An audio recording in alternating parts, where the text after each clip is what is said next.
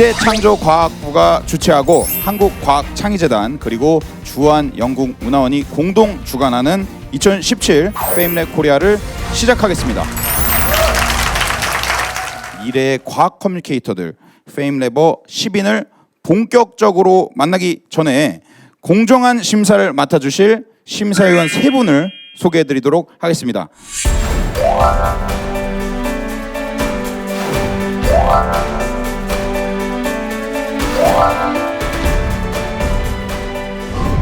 오늘 많은 분들이 이곳 행사를 위해서 응원해 주셨는데요. 2015년 페임랩 코리아, 2016 페임랩 코리아의 본선 지주자 및 수상자 여러분들입니다. 네, 반갑습니다. 반갑습니다.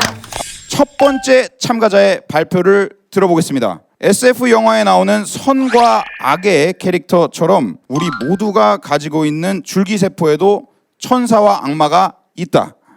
바이오 내공학학도 최세롬 씨입니다. 여기 한 아이가 있습니다. 이 아이에는 2가지 다른 표정이 있는데요. 이렇게 웃기도 하고 화가 나는 표정입니다. 저는 오늘 이렇게 2가지 다른 표정을 가진 줄기세포에 대해 이야기를 나눠보려고 합니다. 근데 목소리가 상당히 중후한 또 매력이 있으시네요, 참가자가.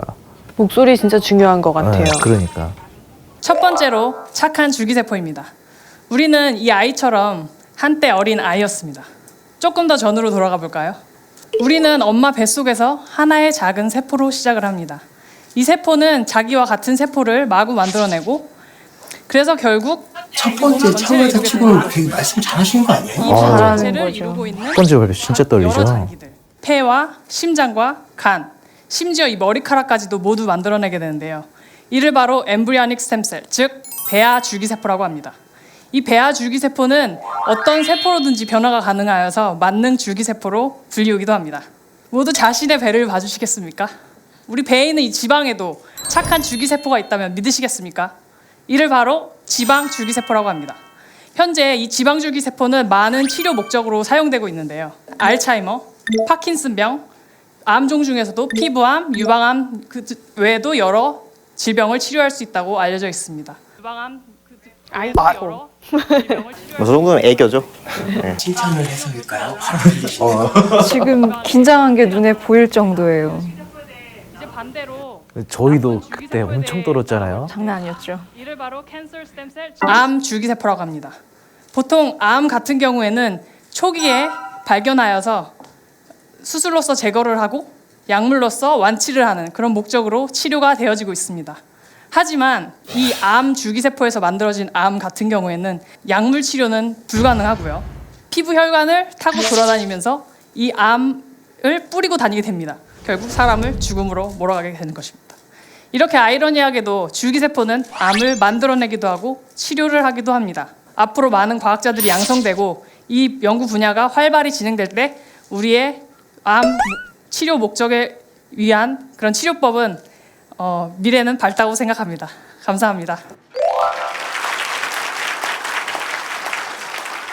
줄기세포에 대해서 좀 더 쉽게 느낄 수 있던 그런 발표였던 것 같습니다. 심사위원분들은 어떻게 보셨는지요? 네, 발표 아주 잘 들었습니다. 줄기세포에 관한 내용을 전반적인 내용들을 한번 훑어주면서 그 암과 좀 연관해서 잘 설명을 하신 것 같습니다. 너무나도 안타까운 게 약간 조금 틀리시더라고요.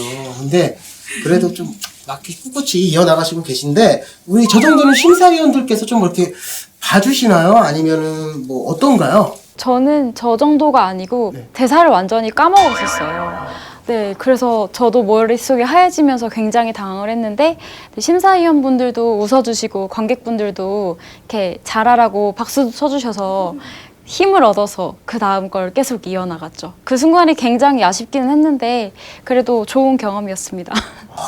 알찬 경험. 지금은 하나도 안 틀리시네요? 안 틀리겠죠? 안 틀리겠죠? 두 번째 발표자는 좀 더 생활 밀착형 과학에 대한 생각을 가진 분입니다.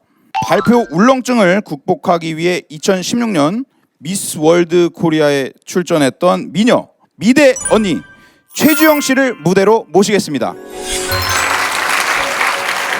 남자분들 표정이 너무 너무 왜요? 좋아지셨는데. 왜? 나 아까 있잖아. 평소랑 똑같은 얼굴. 단어가 너무 좋잖아요. 미스 월드 코리아. 미모의 공학도 궁금합니다.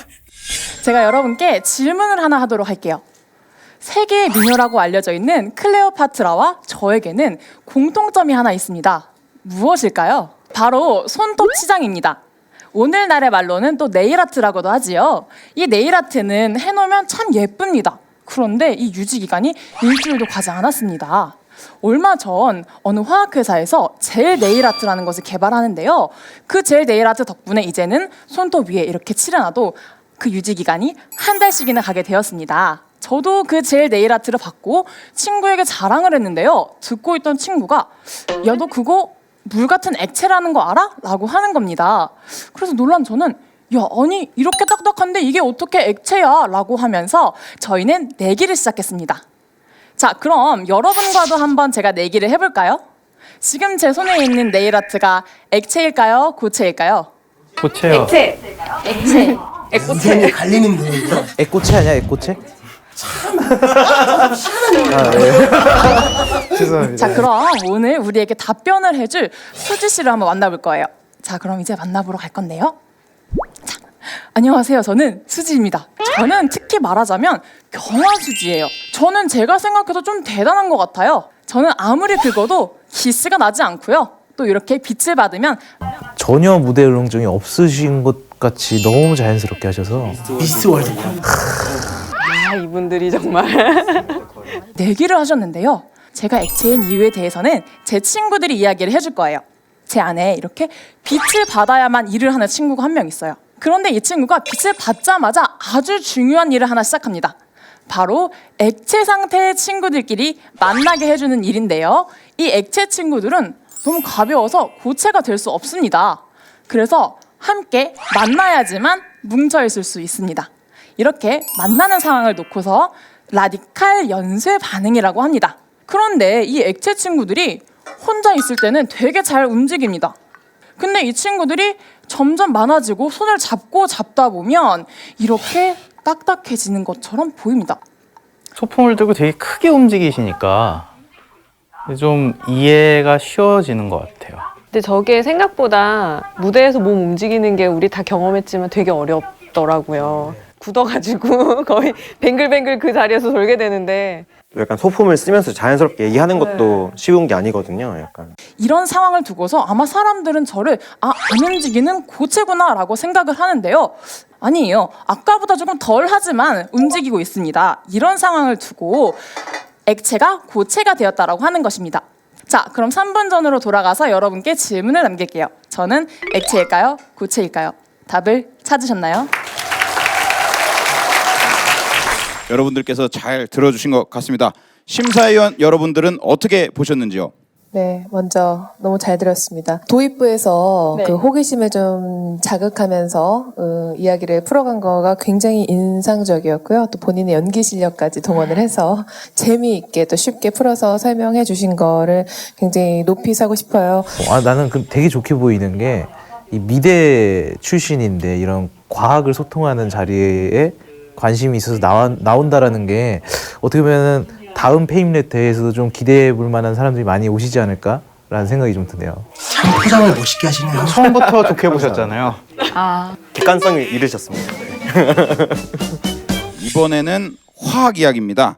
쌍둥이 자매로 태어난 그녀. 그래서 우리 몸에 숨어 있는 쌍둥이 이야기를 통해 과학의 재미를 알리고 싶다는 그녀 정혜심 씨를 박수로 맞이해 주시기 바랍니다. 저에게는 쌍둥이 동생이 있습니다. 제 동생이 아주 어릴 적 외모와 키가 비슷해서 할머니는 2명의 이름을 종종 바꿔 부르곤 했습니다. 하지만 저는 그럴 필요가 없습니다.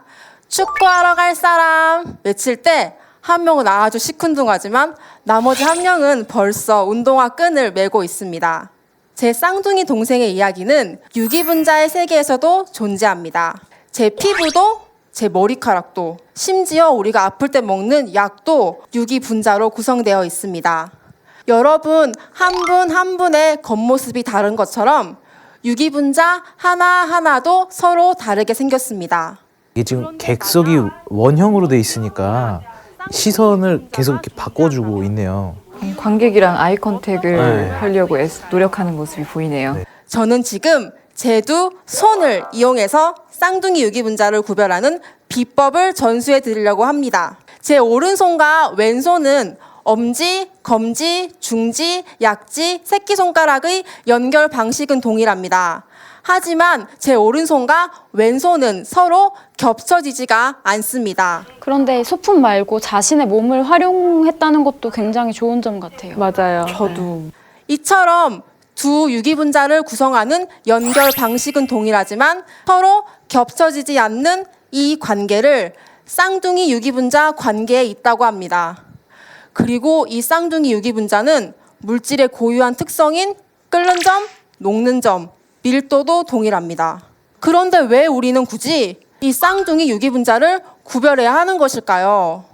바로 이것은 새로운 약을 개발할 때 아주 중요하게 이용되는 성질이기 때문입니다. 최고를 외치셨습니다. 네, 약간 건강 전도사 같은 느낌. 그러니까 믿습니까를 외칠 것 같은. 박수 세고.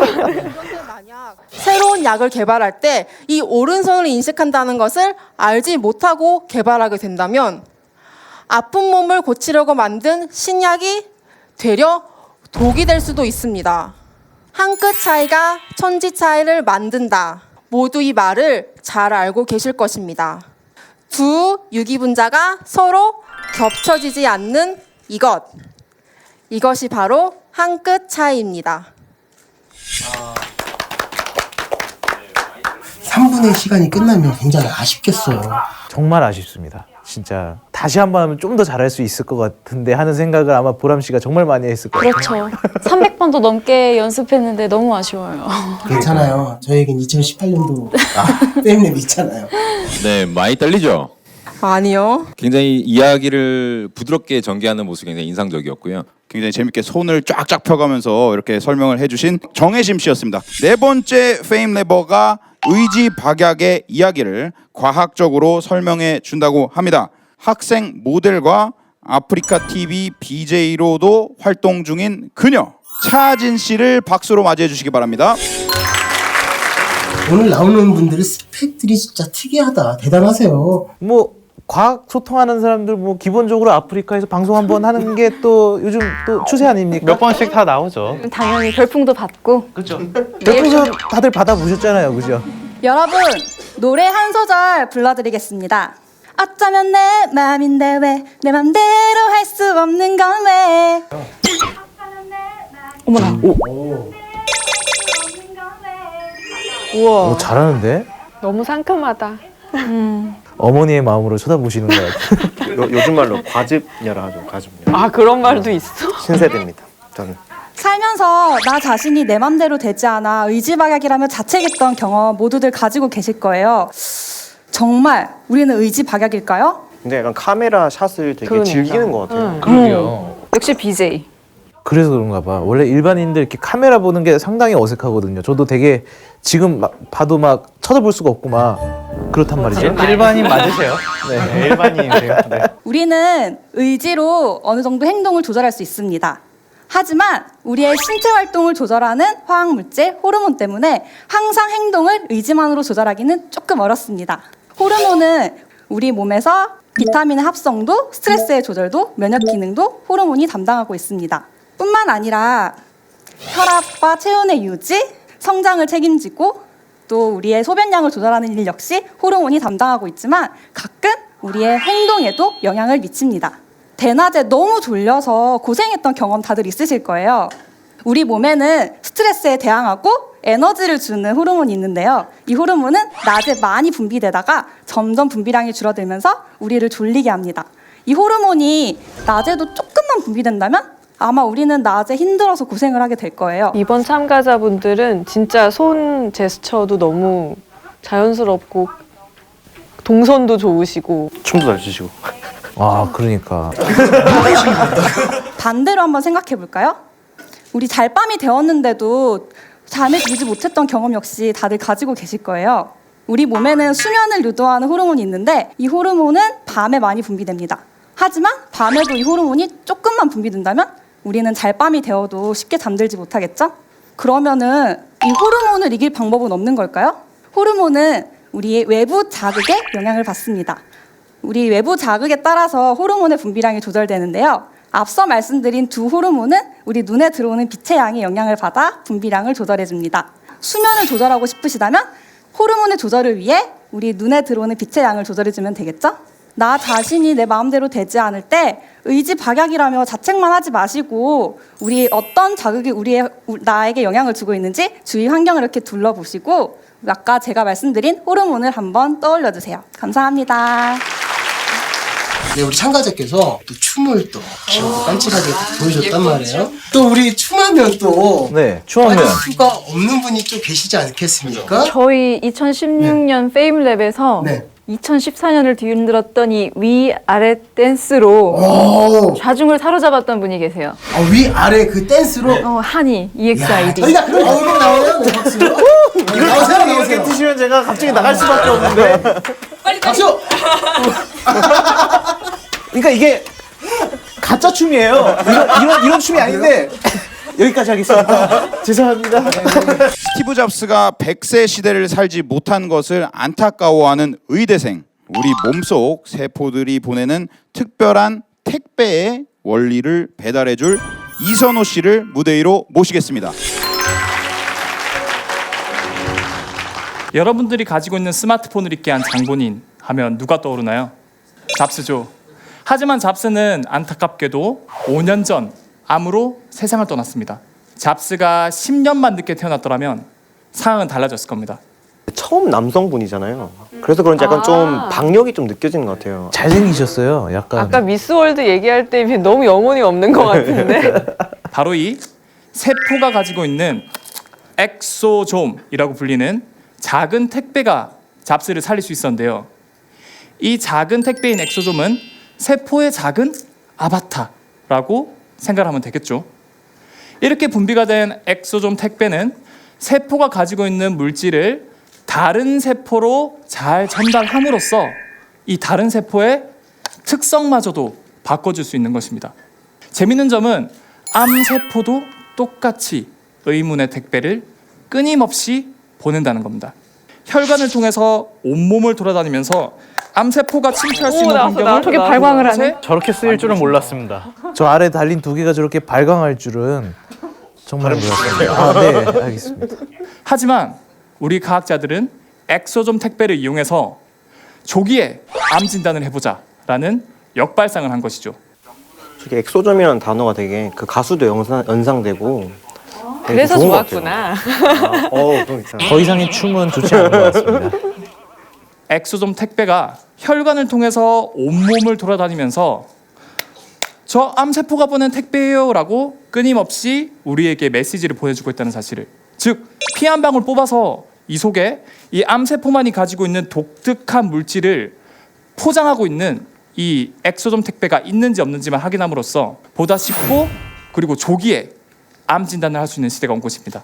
세상에서 가장 작은 택배인 엑소좀, 작은 고추가 맵다라는 말처럼 가장 작지만 가장 중요하고 또 가장 많은 것들을 배송할 수 있는 소통의 택배입니다. 감사합니다. 피 한 방울로도 암 진단이 가능하다는 그런 발표를 해주셨습니다. 심사위원분들은 어떻게 보셨는지요? 그러니까 이제 보통 이렇게 이제 사이언스 커뮤니케이션이라고 하면 사람들한테 말하는 사람이 이게 너무나도 중요하다고 생각하고 누군가에게 말해주고 싶어서 안달나고 그 경이로움에 벅차고 그런 게 느껴질 때 가장 소통이 잘 되는 것 같아요. 그런 절절함들이 많이 느껴졌습니다. 자, 지금 이선호 씨까지 5명의 발표를 봤는데 대회 이후에 계속 활동을 하면서 가장 재밌었던 뭐 경험 에피소드 있을까요? 저희 여기 계신 한 분이 랩으로 앨범을 내셨어요. 그것도 과학 랩으로. 과학 랩이요? 1집 가수가 있습니다 여기. 1집 가수? 캐릭터만 봐도 B급이죠. 그럼 저희가 또 안 볼 수가 없잖아요. 어떤 거 재밌는지. 수해 리베 붕탄 지산 플레 남아 알교 인황 여마 칼카. 이번에 만나게 될 발표자는 과연 다음 달 영국으로 날아갈 수 있을까요? 먹방의 시대, 맛의 홍수의 시대를 사는 우리들에게 맛의 비밀에 대해 알려줄 그녀 이지수 씨를 무대 위로 모시겠습니다. 여러분, 식사 맛있게 하셨나요? 어떤 맛들을 느끼셨어요? 우리는 크게 5가지 맛을 느낍니다. 단맛, 짠맛, 신맛, 쓴맛, 그리고 감칠맛이죠. 여러분 어렸을 때 혀의 맛지도에 대해서 배웠을 텐데요. 혀를 구획하해서 각 맛을 느낀다고 배웠습니다. 그런데 여러분 정말 이렇게 맛을 느끼시나요? 네, 이미지 굉장히 여성스러우시고 조용하신데 저 모자를 딱 쓰고 계시니까 멋지네요. 저기 한식 대첩 나오신 거예요. 2001년 미국의 한 과학저널에서 모든 맛은 혀의 어느 부분에서라도 감지할 수 있다라고 밝혔는데요. 그 비밀은 바로 맛봉우리에 있습니다. 여러분이 혀를 내밀어서 거울을 유심히 쳐다보시면 오돌토돌한 돌기를 확인하실 수 있는데 그 안에 이 맛봉우리가 박혀 있습니다. 보통 이 한 맛봉우리에는 100개의 미각세포가 존재하고 각 미각세포에는 맛을 감지하는 서로 다른 수용체가 존재합니다. 여기 이 마늘 한 알을 한 미각세포라고 한다면 이 통마늘은 맛봉우리 그리고 맛신경을 통해 최종적으로 대뇌에 연결되어 있는데요. 연결된 맛신경을 통해서 최종적으로 대뇌에 전달되고 어떤 맛인지 판별하게 되는 것이죠. 오, 저 마늘 쓴 것도 너무 괜찮은 것 같아요. 마늘에 어떻게 색을 입힌 거죠? 색칠했겠죠. 너무 깊이 들어가지 마세요. 그렇지 않으신 분도 계실 거예요. 왜 그럴까요? 저는 브로콜리를 어렸을 때 굉장히 맛있게 먹은 기억이 있어서 지금도 잘 먹고 있습니다. 그런데 호박죽은 먹고 체한 경험이 있어서 지금도 잘 먹지 않습니다. 우리가 어떤 음식을 처음 접했을 때 그 정보가 뇌에 저장되어 있고 그 음식을 다시 먹었을 때 그 기억과 반응하는 것이죠. 우리는 모두 다양한 경험을 가지고 있기 때문에 맛있다고 느끼는 것도 다양합니다. 그러나 우리 모두가 공통적인 것이 하나 있다면 맛을 느끼는 것은 혀가 아니라 뇌에서 인지한다는 것입니다. 감사합니다. 요리사 모자가 정말 잘 어울리는 이지수 씨, 큰 박수 부탁드립니다. 새삼 제가 과학 커뮤니케이터라는 자부심이 느껴지는데요. 앞으로 더 열정을 가지고 활동을 해야겠다는 생각이 듭니다. 다음 참가자의 열정도 기대가 되는데요. 우리가 살고 있는 지구의 유전자 검사를 단 3분 만에 해줄 천문 우주학도 서진 씨를 모시겠습니다. 나는 98%가 수소와 헬륨으로 이루어진 태양이다. 큰아들 목성은 어머 아빠를 닮아서 덩치도 크고 늠름하네 라는 말을 자주 듣는다. 날 쏙 빼닮아 99%가 수소와 헬륨이기 때문이다. 그런데 내 자식들 중엔 좀 독특한 녀석이 있다. 바로 지구. 크기도 너무 작아서 어디서 맞고 다니진 않을까 걱정이 돼 내 옆에 두고 키웠다. 그런데 아무리 봐도 나와 너무 다르게 생겼다. 혹시나 하는 마음에 유전자 검사를 받았고 그 결과가 바로 여기 있다. 이럴 수가 말도 안 돼. 2%만 일치한다니. 지구는 내 아이가 아닌가? 생각해보자. 연기력이 좋은데요. 예. 고뇌하는 과학적인 모습을. 친자 확인서 나오니까 막장 드라마 좋아하는 우리 소정 씨 너무 마음에 들어요? 재밌네요. 몰입해서 한 말씀도 안 하시죠. 그러니까요. 집중해야 되는데 말 시키지 마세요. 내 아이들은 어떻게 만들어졌지? 내 주변의 물질들이 뭉치기 시작했어. 그런데 왜 크기와 성질이 달랐던 걸까? 아, 내가 너무 뜨거웠기 때문이구나. 수소와 헬륨 같은 가스들은 열에 약해서 나와 멀리 떨어진 곳에서 뭉치기 시작했어. 수소와 헬륨이 많으니까 잘 먹고 덩치도 클 수 있었지. 반면 철과 암석은 열에 강해서 뜨거운 내 주변에서도 뭉칠 수 있었던 거야. 다만 그 크기가 작아서 다만 먹을 게 별로 없어서 그 크기가 작았던 거지. 안타깝네요. 정말 많이 준비하셨을 텐데. 네. 제가 경험자라 또 심정을 이해하죠. 죄송합니다. 제가 괜한 얘기를 했군요. 이 작은 암석형 행성은 나를 닮지도 늠름하지도 않지만 아주 아름다운 곳이야. 푸른 바다와 땅, 그리고 흰 구름이 존재하지. 즉, 밟을 수 있는 땅, 마실 수 있는 물, 숨 쉴 수 있는 공기가 조화롭게 있는 곳. 이게 바로 수소와 헬륨을 제외한 2%가 이뤄낸 기적, 지구야. 콜럼버스가 신대륙을 발견했듯이 우주의 콜럼버스가 2%의 기적을 탐험하고 언젠간 우리 인류가 우주를 왕래할 날이 올 거라고 믿어. 즉시. 승객 여러분, 잠시 후 안드로메다행 급행 우주선이 출발합니다. 지구항공을 이용해 주셔서 감사합니다. 와, 마무리 너무 좋은데요. 뭔가 스토리텔링. 스토리텔링 정말 재밌어요. 조금만 덜 떨었으면 진짜 그러니까. 재미있는 스토리가 됐을 텐데. 보니까 현장 분들은 많이들 그래도 웃음을 띄우시는 것 같아요. 네, 처음부터 끝까지 일관되게 계속 반말로 네. 하는 부분이 굉장히 오히려 되게 좋았어요. 예, 그래서 극하에서 하는 부분 그 능력이 굉장히 출중하신 것 같고요. 이렇게 이야기를 하시면 이렇게 쭉 빠져서 듣게 되는 사람을 집중시키는 그런 능력이 있는 것 같습니다. 지금까지 안녕 나는 지구야 서진 씨였습니다. 감사합니다. 무대에서 사람들 앞에 서는 게 좋아 학부 4년간 연극부 활동을 했다고 합니다.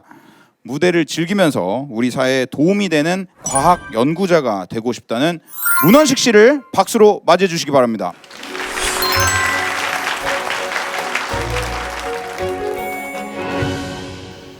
지금 우리 눈에 보이진 않지만 호시탐탐 우리를 노리고 있는 악당들이 있습니다. 그건 바로 병을 일으키는 세균, 병원균이죠. 100년 전만 해도 이 병원균은 인류의 공포의 대상이었습니다. 그리고 인류 사망 원인 1위는 바로 감염병이었죠. 그러던 인류에게 아주 강력한 영웅이 나타납니다. 그건 바로 페니실린, 항생제입니다. 약간 뭔가 그 미국 방송 성을 이제 한국어로 방송하는 성우 느낌 나지 않나요? 평상시 목소리가 자, 이것을 보십시오. 막 이런 느낌. 덕분에 인류는 아주 간단히 병원균을 제어하기 시작했고, 그러던 1969년 미국의 공중위생국 국장은 이렇게 선포하기에 이릅니다. 이제 감염병의 시대는 그 막을 내렸습니다. 청중한테 박수를 일도했어요. 하지만 이게 사실일까요? 페니실린이 개발된 지 몇 년 지나지 않아 그의 내성을 갖는 박테리아가 발견됐고, 새로운 항생제가 개발될 때마다 그것은 반복됐습니다. 그리고 현재 인류가 가진 모든 항생제의 내성을 갖는 박테리아가 나타났고, 우리는 그것을 슈퍼박테리아라고 부릅니다. 문제는 이 슈퍼박테리아가 계속해서 늘어나고 있는데 우리 새로운 항생제를 개발하는 능력은 오히려 줄어들고 있다는 것입니다. 저희는 반드시 새로운 해결책을 마련해야 했습니다. 그 해답을 미생물에서 찾았습니다. 1961년 아주 특별한 박테리아가 우연히 발견되는데요. 그의 이름은 델로비브리오 박테리오보러스, 줄여서 벨로라고 합니다. 약간 그것이 알고 싶다. 저도 모르게 그런데 말입니다. 뭔가 엄청 몰입되네요. 네, 중간에 포즈 주는 것도 그렇고. 소품활용 진짜 너무 좋아요. 네. 소품도 너무 괜찮네요. 이 벨로는요, 놀랍게도 다른 박테리아를 잡아먹는 박테리아였습니다. 다른 박테리아를 발견하면 그 안으로 파고 들어가 모두 갉아먹은 뒤 그 술을 늘려 뻥! 하고 나타나는 거였죠. 이런 말이 있습니다. 적은 나의 친구다. 명언이네요. 적의 적은 나의 친구다. 저희는 이 녀석을 슈퍼박테리아에 대적할 새로운 영웅으로 주목했습니다. 그리고 벨로가 얼마나 많은 종류의 병원균을 해치울 수 있을지 궁금했죠. 저희가 확인해 봤더니 살모넬라, 폐렴균, 페스트균, 콜레라균, 그리고 이질균, 슈퍼박테리아를 포함한 100여 종 이상의 박테리아를 해치울 수 있다는 사실을 밝혀냈습니다. 저희를 비롯한 많은 연구진들은요, 계속해서 벨로의 새로운 특성들을 발견해내고 있습니다. 앞으로 30년 뒤 슈퍼박테리아가 설치는 그 세상에서 여러분은 이 벨로를 처방받게 될지도 모릅니다. 그때 박테리아라고 너무 놀라지 마십시오. 이건 우리의 새로운 영웅입니다. 감사합니다. 문원식 씨는 연극할 때 주로 어떤 역할을 맡으셨습니까? 싸가지 없는 역할도 좀 하고 그랬습니다. 네, 기가 막히네요. 굉장히 흥미롭게 발표를 해주셨는데요. 심사위원 세 분은 문원식 씨의 발표를 어떻게 보셨는지요? 개콘과 그것이 알고 싶다가 뭔가 짬뽕된 느낌의 그런 발표가 아니었나 생각됩니다. 새로운 장르가 탄생했네요. 감사합니다. 굉장히 어려운 내용을 친근한 목소리와 함께 재미난 이야기로 들려주신 문원식 씨였습니다. 생명과학의 시작은 맞고 틀리다가 아니라 다르다는 것을 인정할 때부터 시작한다고 생각을 한답니다. 상상력이 풍부한 해병대 출신 생명과학도 사나이 안영원 씨를 무대로 모시겠습니다.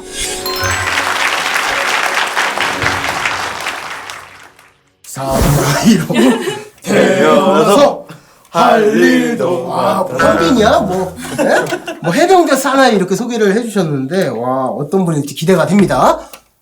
우리는 우리 주변에 익숙하지 않은 것들을 두려워하는 경향이 있습니다. 심지어는 우리와 다른 것을 부정하기도 하죠. 하지만 오늘 저는 다름을 받아들이는 것의 힘에 대해서 얘기해 보려 합니다. 미국 하버드 대학에서는 20명의 여성을 대상으로 실험을 하는데 아주 놀라운 결과를 발견했습니다. 바로 여성의 몸에서 남성의 세포를 발견한 거죠. 어떻게 이렇게 된 일일까요? 연구 결과 그 남성의 세포는 임신 당시 아들에게서 받은 세포였고 흥미롭게도 그 세포는 어머니를 치료해 주었습니다. 여기서 이 어머니는 자신의 세포가 아닌 아들의 세포를 가지고 있던 키메라였던 거죠. 눈빛이 예사롭지 않아요. 해병대 눈빛이에요. 현빈 눈빛. 키메라란 무엇일까요? 생명과학 분야에서 키메라란 한 몸에 서로 다른 유전자를 가진 조직이 함께 있는 현상을 말합니다. 자, 제가 좀 더 쉬운 예를 들어보도록 하겠습니다. 저렇게 미리 세팅을 해놨으면 더 좋았을 것 같아요. 그렇죠. 제한 시간 내에 더 빨리 스피치를 하려면 우리가 흔히 알고 있는 일반 생물체는 상큼한 딸기 주스와 달콤한 바나나 주스가 섞여서 새콤달콤한 딸바라는 음료가 되는 듯이 부모님의 유전자가 섞여서 하나의 새로운 세포가 되는 것입니다. 하지만 키메라는 이것과는 조금 다르죠. 키메라는 바로 이런 모습입니다. 보시는 바와 같이 딸기와 바나나가 한 몸에 같이 존재를 하는 거죠. 우리가 흔히 알고 있는 의학 법칙에서는 이렇게 자신의 몸과 다른 것은 적으로 간주하고 공격한다고 합니다. 하지만 키메라는 특이하게도 이렇게 다른 것을 받아들이고 함께 살아가는 거죠. 자, 그렇다면 이 키메라가 현대 생명과학에서는 어떻게 응용되는지 제가 알려드리도록 하겠습니다. 공포증을 앓고 있는 아주 소심한 쥐가 있습니다. 이 쥐의 이름을 스튜어트라고 한번 얘기해보죠. 그리고 이 스튜어트의 머리에는 공포를 불러일으키는 부위가 있습니다. 그리고 이 장미가 바로 그 부위의 세포라고 해보죠. 공포증을 치료하기 위해서 우리는 배아지의 세포를 이식을 해줍니다. 그러면은 이 스튜어트는 원래 자신의 세포와 배아지의 세포를 동시에 가지고 있는 키메라쥐가 되는 거죠. 그리고 이 각각의 세포는 새로운 연결을 형성하여 공포를 지울 수 있게 되는 것입니다. 저는 소품을 되게 용기 있는 것 같아요. 액체 소품 잘 사용 안 하게 되지 않나요? 저 핸들링하기가 어려워서. 그렇죠. 또 긴장하면 액체는 막 흔들리잖아요. 네. 그거 보면 더 떨리거든요. 그래서 참 쓰기 쉽지 않은 소품인데 우리는 우리 주변에 익숙하지 않은 것들을 두려워하는 경향이 있습니다. 기존의 면역학에서도 우리 몸에 다른 것이 있으면 공격을 한다고 하죠. 하지만 키메라는 다른 것을 받아들이고 마치 아들의 세포가 어머니를 치료하듯이, 그리고 이 배아지의 세포가 공포증을 지우듯이, 이 안개꽃이 화분을 더욱 아름답게 만들듯이 다양성을 존중하여 좋은 시너지 효과를 만들어냅니다. 이렇게 우리도 우리 주변에서 그리고 우리 사회에서 익숙하지 않은 것들을 다시 한번 생각해 보는 건 어떨까요? 안영현 씨의 인상적인 발표, 심사위원분들은 어떻게 보셨나요? 우선 그 이야기 서사 구조가 굉장히 안정적이었어요. 그래서 저는 처음부터 끝까지 이야기가 귀에 쏙 들어왔었거든요. 그래서 많이 노력하신 게 느껴졌고요. 그 처음에 과학적인 사실로 출발했는데 다양한 예제로 갔다가 결국은 뭐 다름의 인정 같은 삶의 성찰로 돌아오는 그 전체 구조가 되게 잘 짜여져 있어서 아주 인상 깊게 들었습니다. 네, 키메라 같은 안영원 씨의 발표 잘 들었습니다. 박수 부탁드립니다. 페임랩 코리아 2017 마지막을 장식할 10번째 발표자를 소개합니다. 호기심과 상상력으로 점철된 인생을 살아보겠다고 하시는데요. 목정환 씨의 이야기 박수로 맞이해 주세요.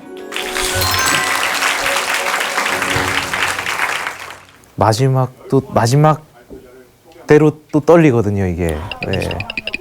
제가 마지막으로 했는데 진짜 떨렸습니다. 반년쯤 전에 저는 닭 한 마리를 길러서 계란을 매일 얻으면 어떨까 하는 생각을 한 적이 있습니다.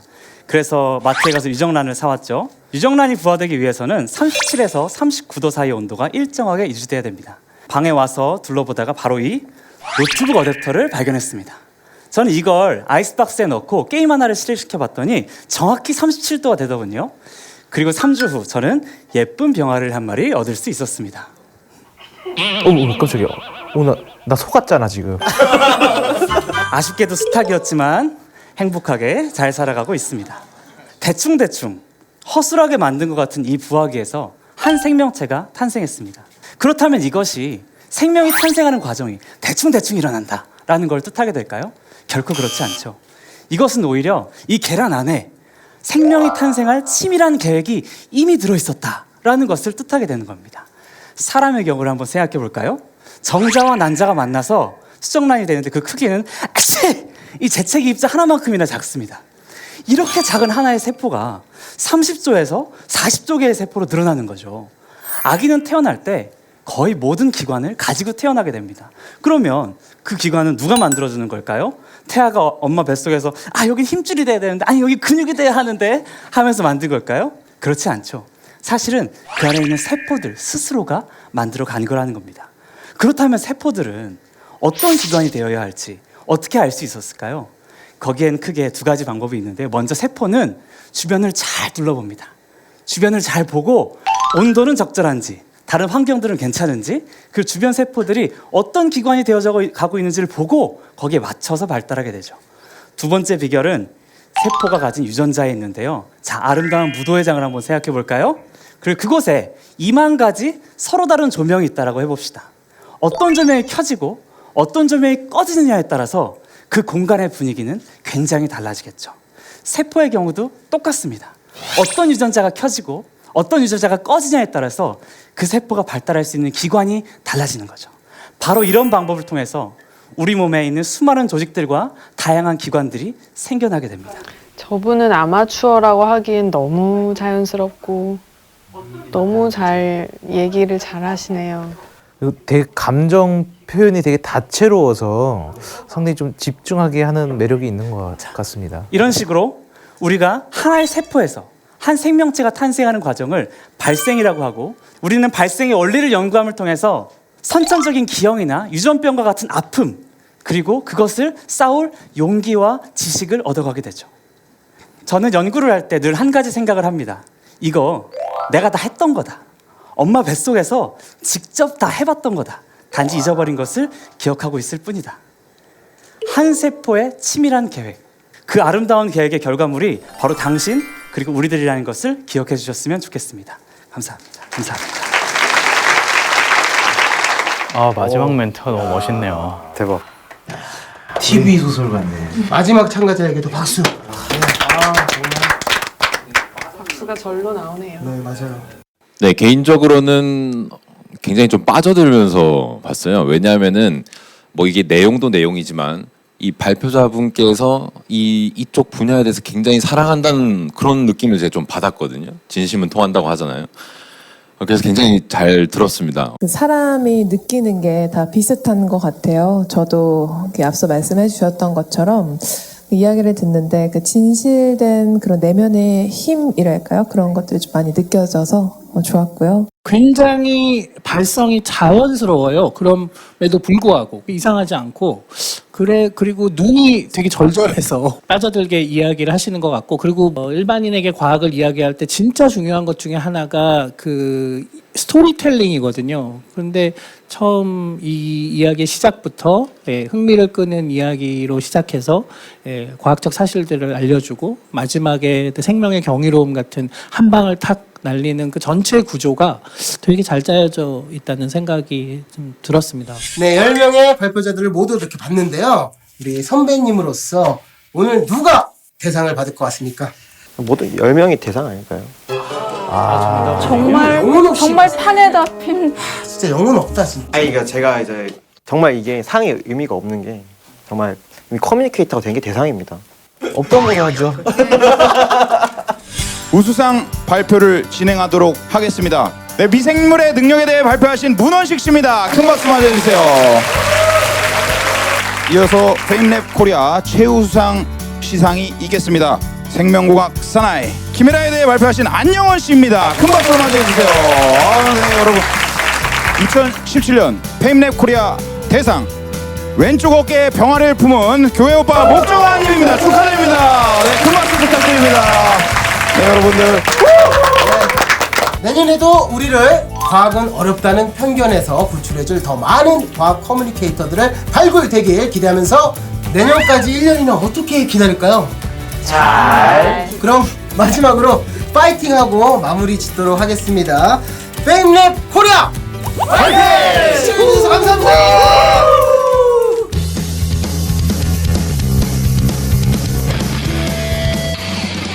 지난 일주일 동안 과제도 못하고 잠도 못 자고 그게 다 보답받은 것 같아서 아무튼 제가 받은 게 굉장히 영광스럽습니다. 최우수상 주신 만큼 앞으로도 과학소통 많이 해서 좀 더 합리적인 사고를 하고 합리적인 선택을 할 수 있게끔 열심히 노력하겠습니다. 무엇보다 많은 분들이 제 이야기를 들어주시고 저도 하고자 했던 이야기들, 메시지들을 잘 전달한 것 같아서 정말 기쁩니다.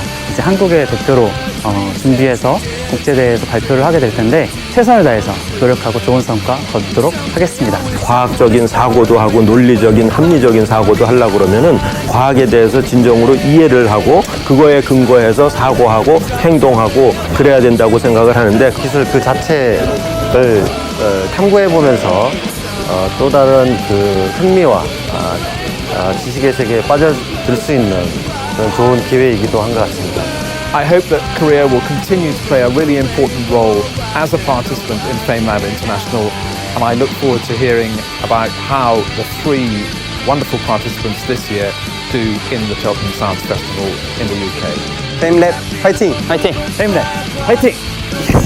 고맙다. 너가 다 했다.